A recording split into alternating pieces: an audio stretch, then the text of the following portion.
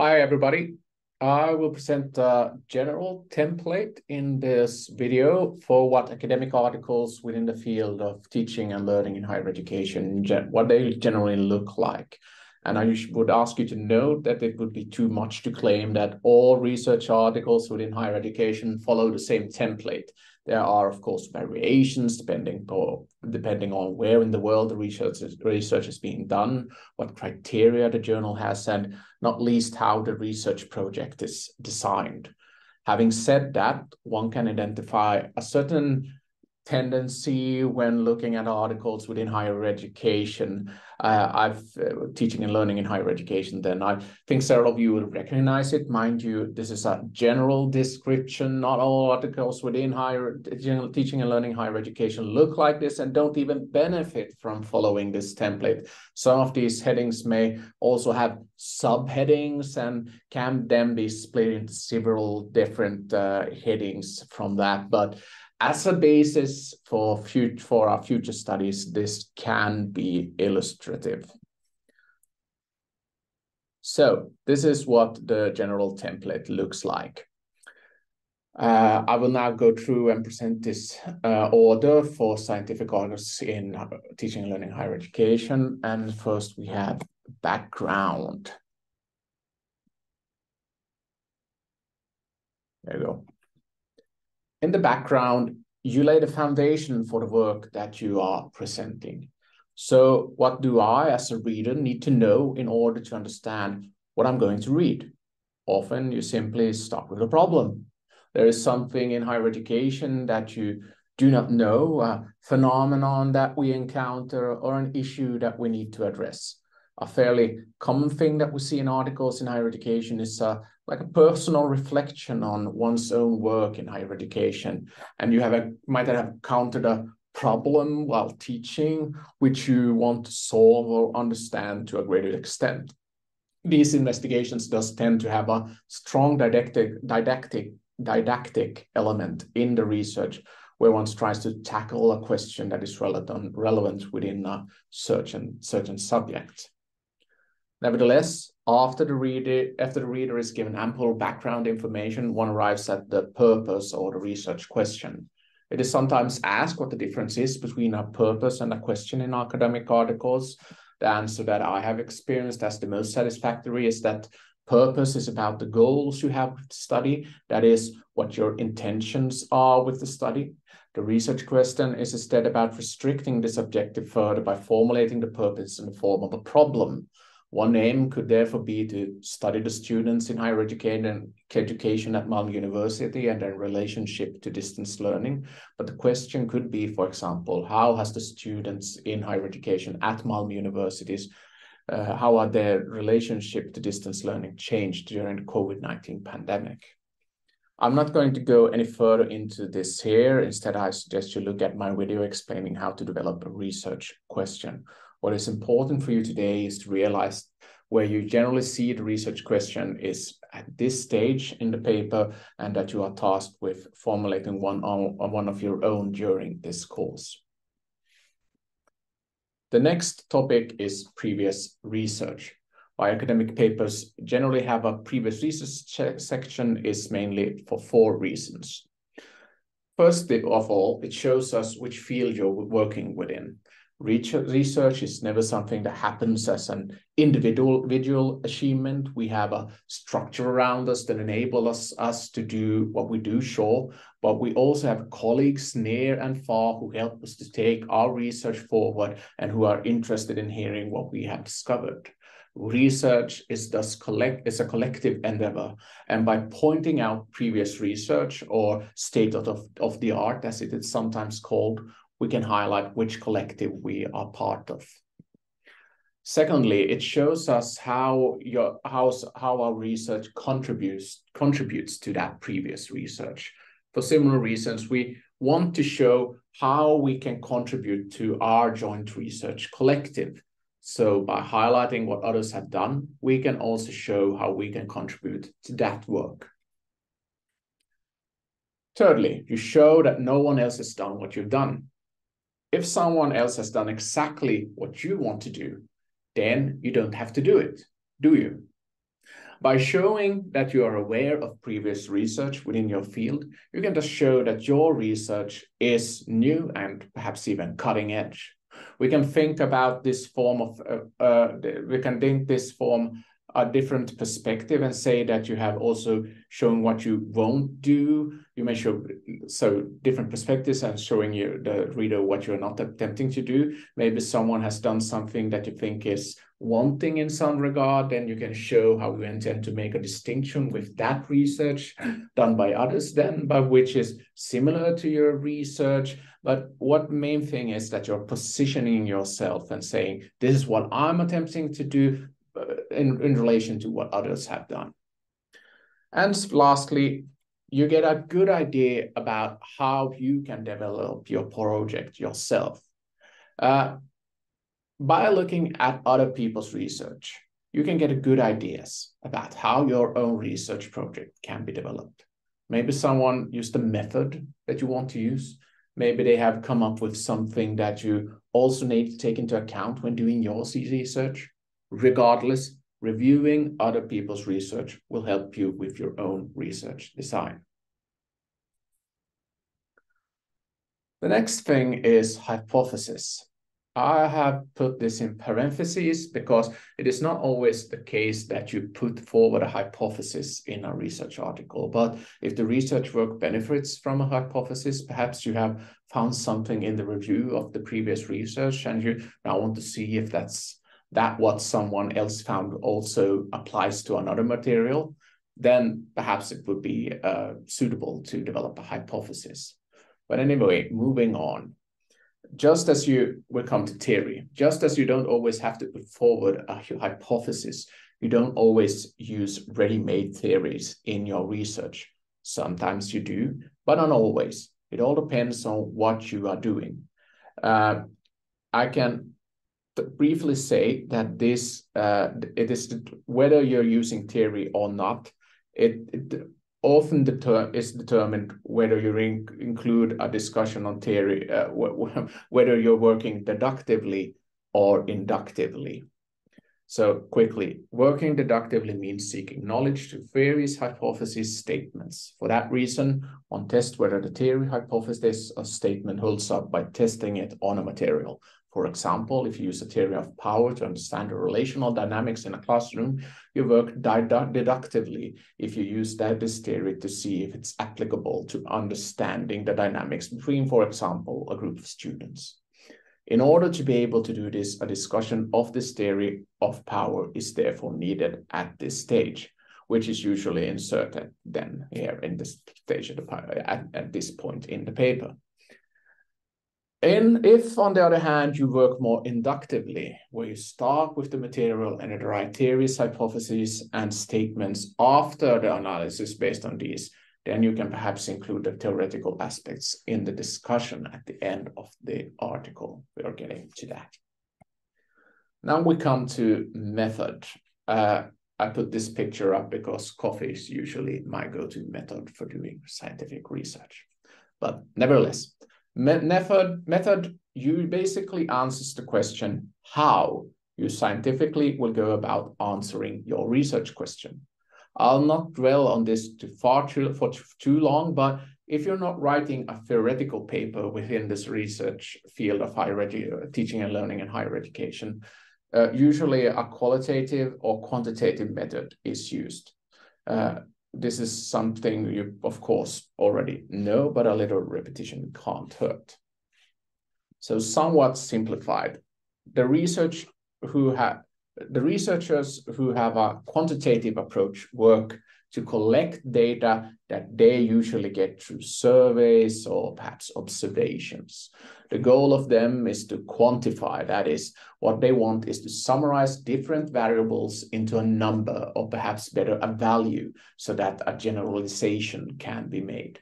Thus, they collect values in order to show how something tends to be, although never claiming how it is for everyone. It is thus a broad brush that he or she paints with, but as you know, even broad brushes are needed to be able to make art. If, on the other hand, you instead want to go deeper into how people think about various issues and how they experience what we are studying, then qualitative studies may be preferable.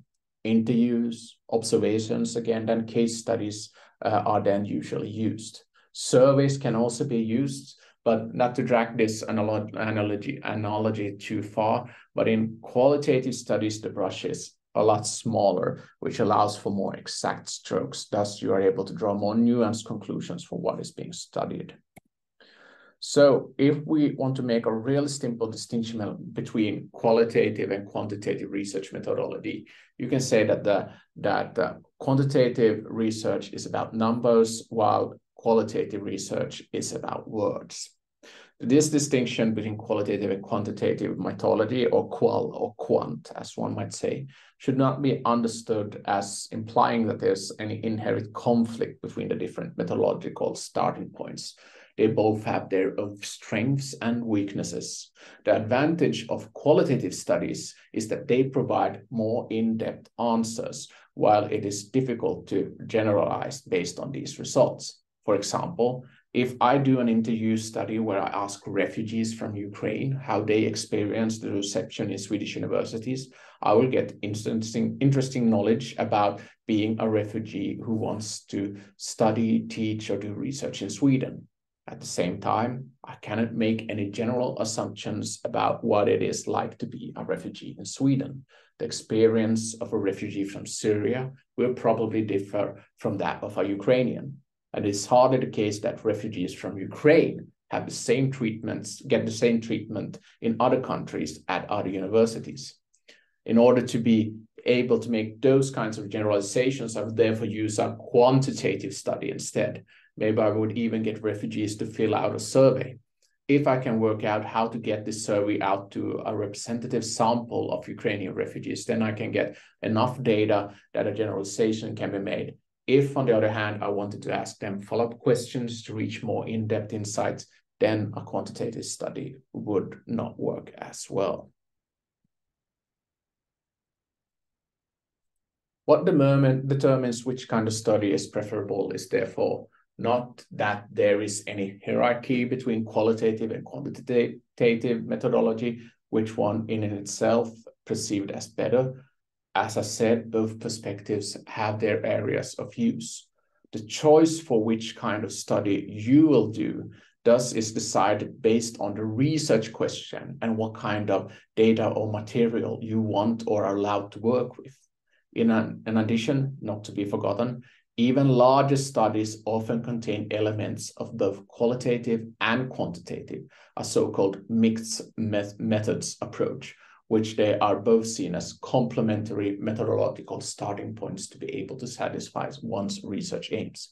However, it should be said that within higher education, you'll notice that it is mainly qualitative, not quantitative studies that are carried out.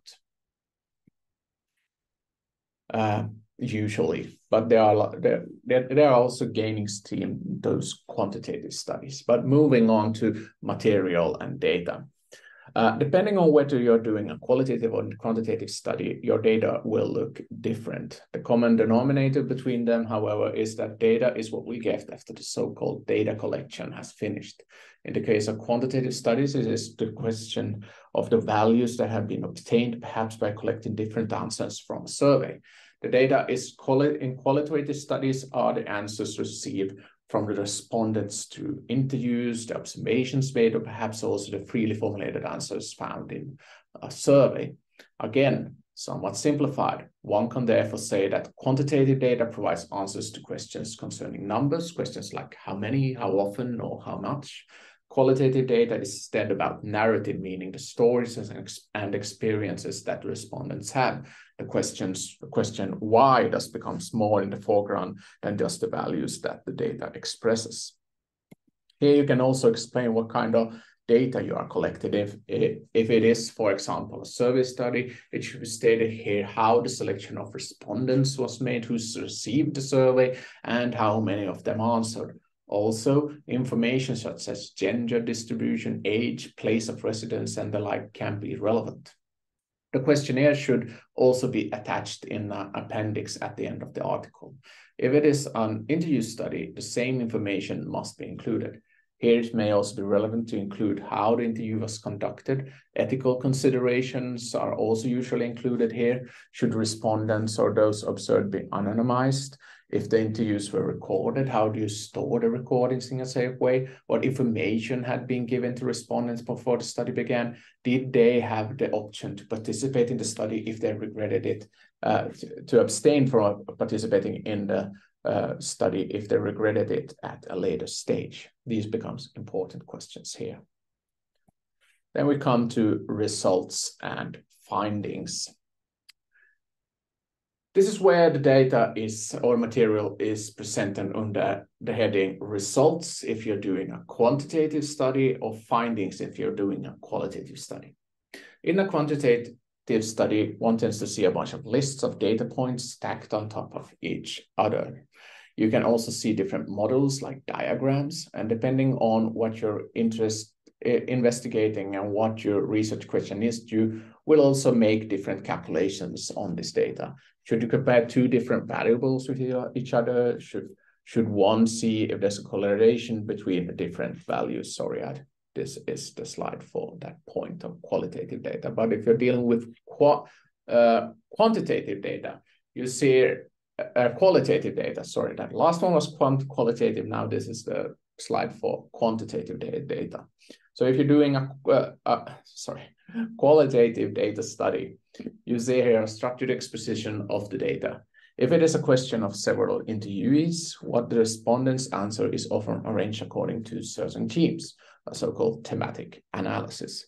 You can usually see some quotes that are representative of what the respondents said, or that are particularly interesting. If it is an observational study, it is naturally the researcher's observations that are presented, where the relevant course of events, descriptions of the surroundings, what was said by those who were observed, etc., are systematically highlighted.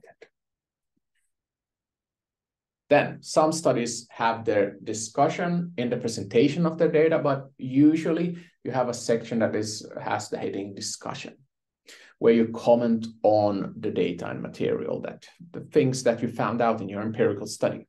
Simply presenting the data without commenting it is quite unusual. Rather, it is your job as a researcher to help the reader to understand it, to break it down, to summarize it. So it is your task not only to present the data, but also to analyze it.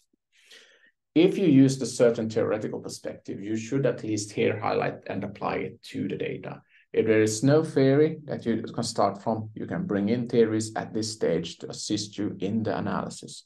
Perhaps you noticed that the data is inconsistent with the certain theory that is used in research within higher education. Then you can mention those theories here.